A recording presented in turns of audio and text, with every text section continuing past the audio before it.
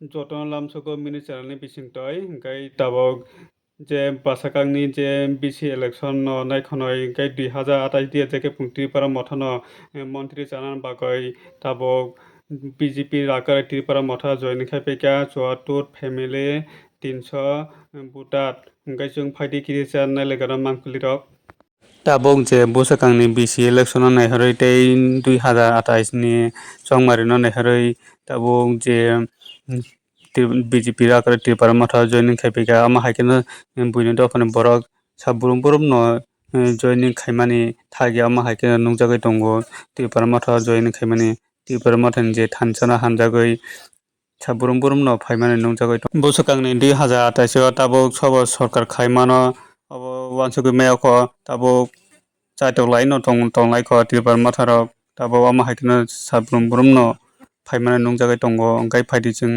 kisesa nalegena mangpirok আপনারা দেখতে পাচ্ছেন যে আজকে নলছর বিধানসভার দুর্লভ নারায়ণে এখানে একটা সভা হয়েছে। সবার মাধ্যমে ৭৪ পরিবারের ৩০০ ভোটার আমাদের ত্রিপুরা মথা পার্টিতে যোগদান করেছেন। সকল নবাগত সদস্যদের আমরা স্বাগতম জানাই এবং সেই সঙ্গে আমরা আজকে বলতে পারি যে ত্রিপুরা রাজ্যে যেভাবে বিভিন্ন বিধানসভাতে মানুষের ঢল মহারাজের আস্থা মহারাজের উপর ভরসা রেখে দলে দলে আমাদের ত্রিপুরা মথা পার্টির পতাকা তলে যোগদান করছে, আমরা ইনশাআল্লাহ 2028 সালে একাই সরকার গঠন করতে পারবো। আমাদেরকে কোনো অ্যালায়েন্স পার্টনারের দরকার হবে না।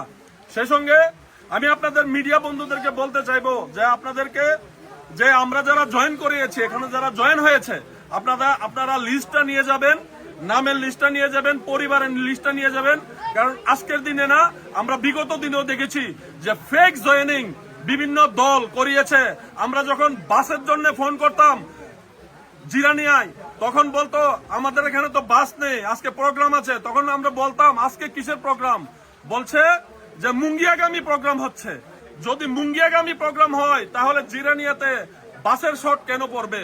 তখন আমরা বুঝতে পারতাম যে এখান থেকে লুক নিয়ে মুঙ্গিয়াগামীতে জনসমাগম করে বলেছিল যে ৭,০০০ ভোটার যোগদান করেছে। তো সবগুলাই জুমলা ছিল, ফেক ছিল। আজকের দিনে আপনারা এডিসিতে ভোটের মাধ্যমে জনগণ রায় দিয়েছে এবং বুঝতে পেরেছে যে জুমলা জয়েনিং ছিল, যে কারণে ২৮-এ আমরা ২৪টাতে মানুষ মন খুলে ভোট দিয়েছিল, জয়যুক্ত করিয়েছিল এবং সেই জয়ের অব্যাহত থাকবে 2028 সহ সামনের BC ইলেকশন পর্যন্ত। ধন্যবাদ নবাগত সকল সদস্যদের, আমরা আবারও ধন্যবাদ জানাই, আমাদের পার্টিতে ওয়েলকাম জানাই এবং সামনের দিনে 2028-এ এক নতুন সূর্যোদয়, নতুন ইতিহাস মহারাজার নেতৃত্বে আমাদের দল তৈরি করতে যাচ্ছে। ধন্যবাদ, আসসালামু আলাইকুম, নমস্কার, খুলুমখা। আচ্ছা, আপনি 2023 নির্বাচনে ত্রিপুরা মথা দলের একজন বিজিত প্রার্থী হিসেবে ওই নিরিখে আপনি কি বলতে চান? সোনামুড়া সাব ডিভিশনে যে 4টি বিধানসভা রয়েছে, এই 4টি বিধানসভায় মাইনরিটি অধ্যুষিতই রয়েছে অধিকাংশ। সেক্ষেত্রে আপনি কি বলতে চান যে 28 নির্বাচনে যেই ফলাফলটা হতে পারে সেই চিত্রটা কি হতে পারে আপনার অভিজ্ঞতার নিরিখে বলতে? দেখুন, আপনারা মিডিয়া বন্ধুরা সবসময় সোশ্যাল মিডিয়াতে থাকেন, বিভিন্ন খবরের সঙ্গে থাকেন। আজকের দিনে বলুন তো যে ত্রিপুরা রাজ্যে প্রত্যেকটা বিধানসভায় প্রত্যেক দিন প্রতিনিয়ত কার পতাকা তলে আসছে, কার প্রতি রাজ্যের মানুষ আস্থা দেখাচ্ছে। বিভিন্ন সময় প্রত্যেক দিন দেখবেন দলে দলে আমাদের পার্টিতে যোগদান করছে।